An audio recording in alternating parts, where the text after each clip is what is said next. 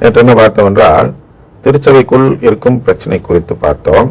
அதில் ஒரு பகுதியில் அதாவது திருச்சபைக்குள் ஒரு பெரும் போர் நடந்து கொண்டிருக்கிறது. அதில் ஒரு படை அப்படின்னு வச்சுக்குவோம், வளமை நற்செய்தி காக்கும் படை. இன்னொரு படை சிலுவை நற்செய்தி காக்கும் படை. அதாவது இரண்டு படையுமே நற்கருணையை நம்புகிறேன் என்று சொல்லிக்கொள்வோம். ஆனால் சிலுவை நற்செய்தியை நம்பும் படை என்ன செய்யும் என்றால், சிலுவைகள் கடவுளிடமிருந்து வருபவாயே, நம்முடைய சோதனையை நற்கருணையிலிருந்து வெளியே எடுத்து விடுவதற்காக நமக்கு சோதனையாக வருவதுதான் நாம் படும் கஷ்டங்கள். எனவே கஷ்டங்களை கண்டு நற்கருணை நம்பிக்கை விட்டுவிட்டு அருங்குடை இயக்கத்தில் சேர்ந்து விடக்கூடாது வளமையை தேடி என்று சொல்வோர் சிலுவை நற்செய்தியை நம்புவோர். இது இந்த போர் இந்த படை செய்யும் செயல். அந்த படை எதிர்ப்படை என்ன செய்யும் என்றால், ஐயா நீ தெரியாதனமா அங்க இருந்துகிட்டு ஜெயமாலை சொல்லி ஊட்டிட்டு இருக்கிற வீண் வார்த்தைகள் அதெல்லாம் ஒன்றும் பயன்படாது. இங்க வா, தூயாவியை தேடி வா, எவ்வளவு ஆசீர்வாதமா இருக்கிறான்னு இருப்பார். ஒரே ஒரு முறை வந்துப்பார், உனக்கு ஆசீர்வாதமா இருப்பாய். நிறைய ஆசீர்வாதத்தை அள்ளி கொட்டுவார் தூயாவியானவர். அதனால வா, சிலுவைலாம் ஏற்றிக்கிட்டு அங்கேயே இருக்காது, தூக்கி போட்டுரு. அந்த பாடுபட்ட சிறுவத்தெல்லாம் கொண்டு போய் கபியில தூக்கி போட்டுரு. இங்க வா, நீ வந்து கையை தூக்கி அந்த உளறிப்பார், உனக்கு எவ்வளவு ஆசீர்வாதம் கிடைக்குதுன்னு பார் அப்படின்னு ஆசீர்வாதம் சொல்லி அழைப்பார்கள். அந்த ஆசீர்வாதம் தான் ப்ராஸ்பரிட்டி. ஆசீர்வாத நற்செய்தின்னு வச்சுங்க. வளமை நற்செய்தினா உங்களுக்கு புரிய மாட்டேங்குது. ஆசீர்வாத நற்செய்தின்னு தமிழ்ல சொல்லலாம். அப்ப அது ஒரு படை, ஆசீர்வாத நற்செய்தியை நம்பும் படை. ஆனால் அநேக குருக்கள் அதெல்லாம் இருப்பாங்க, ஆசீர்வாதம் கேட்பாங்க. நம்ம இப்ப சி எதிராஜ் என்று அங்கு வேளாங்கண்ணியில் ஒரு குரு ஆனவர், அதாவது அதிபர் தந்தை இருக்கிறார் அல்லவா, அவர் வேளாங்கண்ணியில் என்ன செய்கிறார் என்று தெரியவில்லை. இதற்கு முன்பு தஞ்சாவூரில் இருந்த பொழுது என்ன செய்வார் என்றால், சிறப்பு திருப்பலி என்று சொன்னதும் ஏதாவது சிறப்பு நிகழ்ச்சி இருந்தால் உடனே இறுதி அந்த திருப்பலி நிறைவேறிய ஜபத்தை சொல்லாமல் எல்லாரும் வாங்க ஆசீர்வாதம் பெறணும் வாங்கன்னு ஆல்டர் கூப்பிட்டு அதுக்கு ஆசீர்வாதத்துக்குன்னு ஒரு தனி ஜபம் சொல்வார். ஆனால் அவர்கிட்ட போயிட்டு இது கேட்டால், அதாவது நீங்க வந்து வளமை நற்செய்தி சொன்னா, இல்லை நான் வந்து அருங்குடை இயக்கலாம் இல்லை அப்படின்னு அவர் டினை பண்ணுவார், ஏற்றுக்கொள்ளமா இருப்பார். ஆனால் உண்மை என்ன என்றால், அவரும் ஆசீர்வாதத்தால் ஈர்க்கப்பட்டதால் ஆசீர்வாத நற்செய்தியை நம்புவோர் ஆவார்.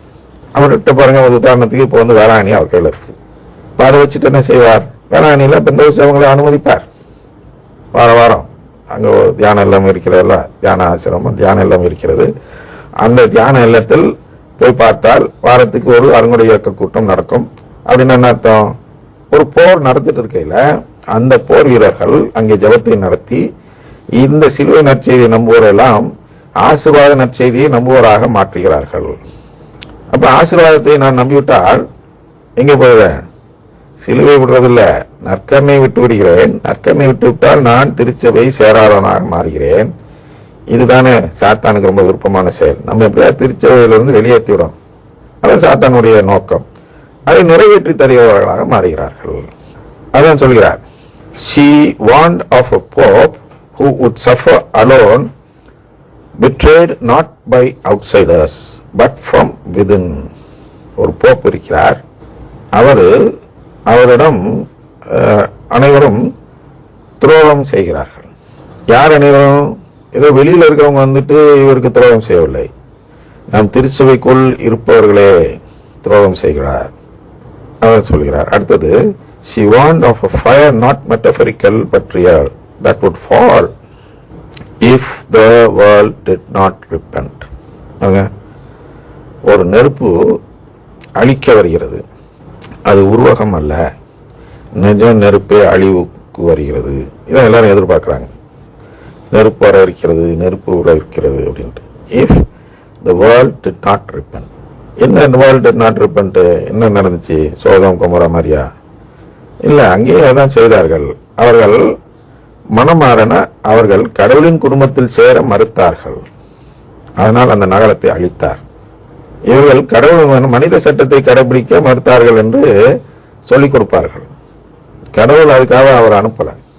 லோத்த எதற்காக அனுப்புறார் அப்படின்னா, அந்த நகரம் அவர் குடும்பத்தில் சேர கடவுளோடு உடன்படிக்கை செய்ய வேண்டும், விருத்த சேதனம் அப்படின்னு வச்சுங்க. அந்த விருத்த சேதனம் செய்ய மறுத்தார்கள். இவர் நற்செய்தி அறிவிக்க போனார். அப்படின்னு எல்லாரும் சேருங்க, விருத்த சேதனம் செய்து கொள்ளுங்கள் என்று சொல்லதான் போனார். ஆனால் அதுக்கு பேர் தான் மனமாற்றம். மனம் மாறினால் விருத்த சேதனம் செய்து கடவுள் குடும்பத்தில் சேர்வார்கள். இங்கேயும் மனம் மாறினால் என்ன செய்யணும்? கடவுள் குடும்பத்தில் சேர வேண்டும். கடவுள் குடும்பத்துக்கு வெளியே இருக்கிறார்கள் அநேக குருக்களும் அநேக அருட்சகோதர சகோதரிகளும். அப்ப நாம் திருப்பி மனம் மாறிட்டோம் என்றால் என்ன செய்ய வேண்டும்? ஐயோ, நான் திருச்சபை விட்டு வெளியேறிவிட்டேன், எனவே நான் திருப்பி உள்ளர வரணும்னா என்னுடைய ஞானஸ்தான வார்த்தைப்பாடு, திருமுழுக்கு வார்த்தைப்பாடு, அதை நான் புதுப்பித்துக் கொள்ள வேண்டும் என்ற ஒரு உணர்வுடன் என்ன செய்ய வேண்டும்? பாவசங்கத்தனம் செய்து அந்த பாவசங்கனம் கொடுத்த குருவிடம் எனக்கு ஞானஸ்தான வார்த்தைப்பாடையும் புதுப்பித்து விடுங்கள் என்று கூறி மெழுகுவத்தி ஏந்தி அந்த வார்த்தைப்பாடை புதுப்பித்துக் கொண்டால் மீண்டும் சேர்த்த கணக்கில் இருக்கலாம். இப்படி மனம் மாறாமல் சும்மா சரி சரி இன்னுமே நான் செய்ய மாட்டேன் அப்படின்னு சொல்றதுக்கு பேரு மனமாற்றம் அல்ல. ஏன்னா திருப்பி சாத்தான் கொண்டு வந்துடுவான் உள்ளார. நமக்கு ஒரு வெளி அடையாளம் வேண்டும். நான் மனம் மாறிவிட்டேன் என்று கூறுவதற்கு ஒரு வெளி அடையாளம் வேண்டும். இந்த ஃபயர், இந்த நெருப்பு வர வேண்டும். நெருப்பு வந்து நம்மை மாற்ற வேண்டும். இல்லை என்றால் அழிவுக்குள்ள நெருப்பு வந்துவிடும். இது வாழ்வு தரும் நெருப்பு.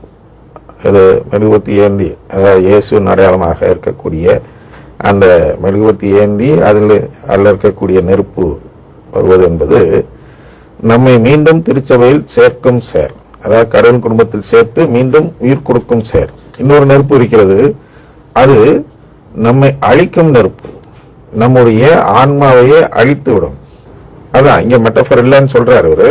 But actually it is metaphor. அப்படின்னா உருவகம் தான். என்ன உருவகம் என்றால் அழிக்கும் நெருப்பு என்றால் என்ன? அணுகுமுறை இயக்கத்தில் இறங்கக்கூடிய ஆவி அழிவு தரும் நெருப்பு. நம் திருச்சபையில் மெழுகுவத்தி ஏற்றி நாம் மனமாற்றத்தை காட்டி வார்த்தைப்பாடு புதுப்பித்தல் என்பது உயிர் தரும் நெருப்பு. அதுதான் தூயாவின் அடையாளம் என்று சொல்கிறோம். அக்னி வடிவில் இறங்குறாள், நாக்கு வடிவில், அந்த நாக்கு தான் அது. அப்ப இந்த நெருப்பு வேணுமா அந்த நெருப்பு வேணுமா அப்படின்னு நாம் பார்க்க வேண்டும். அதான் அடுத்தது என்ன பார்க்கிறோம் என்றால் நாளை பார்ப்போம்.